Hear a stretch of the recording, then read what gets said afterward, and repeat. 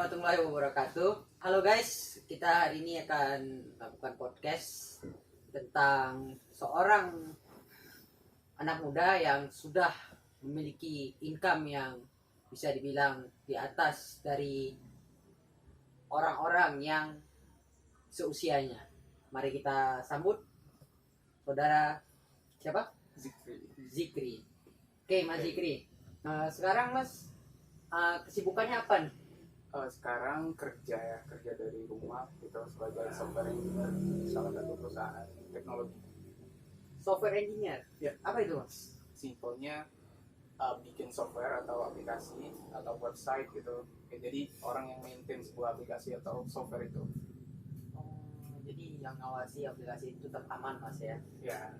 Jadi Mas bilang masih kerjanya dari rumah? Ya. Jadi nggak harus pandemi dulu baru kerja dari rumah, nggak harus Mas ya? Sebenarnya enggak. Jadi Mas, industri teknologi yang udah Mas jalani ini udah berapa tahun?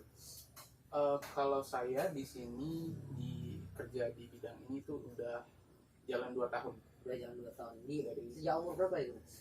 Dari tamat sekolah dari 2020 itu saya langsung belajar gitu ya, belajar singkat lah, sekitar 6 bulan gitu, terus saya bisa dapat kerjaan pertama saya. Oh, jadi Mas kerja sekarang di company ya? Ya. Di company itu tepatnya di mana tuh? Lokasinya di Jakarta Selatan, boleh dibilang aja sih kayak di XL Asiata.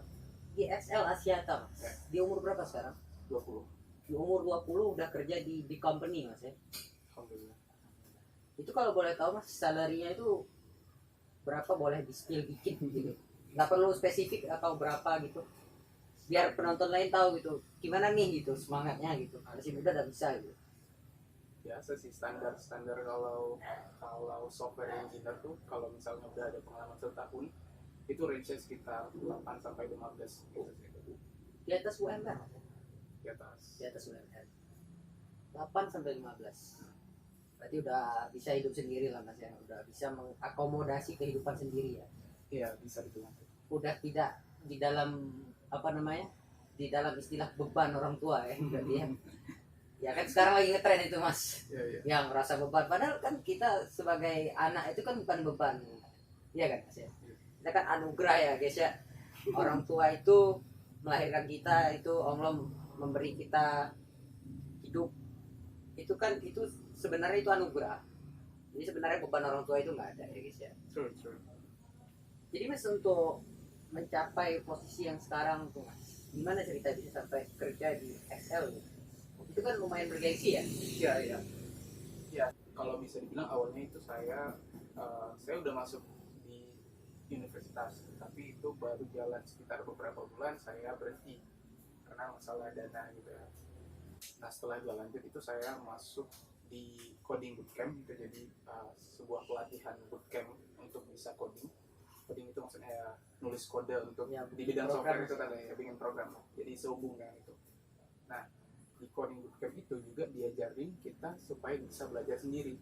Nah, jadi menariknya itu gitu, dia ngajarin supaya kita bisa nge-research sendiri, supaya kita bisa cari bahan belajarnya itu sendiri, karena sebenarnya bahan belajar untuk di bidang software tadi itu sebenarnya di internet semua free gitu, kita nggak perlu bayar sebenarnya. Dari situ ya saya belajar sekitar 6 bulan, terus saya ngelamar sebagai intern awalnya. Kalau dalam bidang Mas sendiri itu bahasa Inggris tuh gimana tuh Mas? Apa peran pentingnya itu gimana? Itu Krusial banget apa gimana? sangat penting, karena kalau di software itu memang programnya pakai bahasa Inggris, ditulisnya pakai bahasa Inggris, dan juga dokumentasinya di luar sana juga semua bahasa Inggris. Jadi mau nggak mau kita jadi harus belajar sih. Jadi saking segitunya ya bahasa Inggris itu pentingnya untuk dunia pekerjaan Mas ini. Jadi Mas, kalau untuk mencapai titik yang seperti Mas ini, dapat kita simpulkan bahwa kita tuh informasi dulu ya.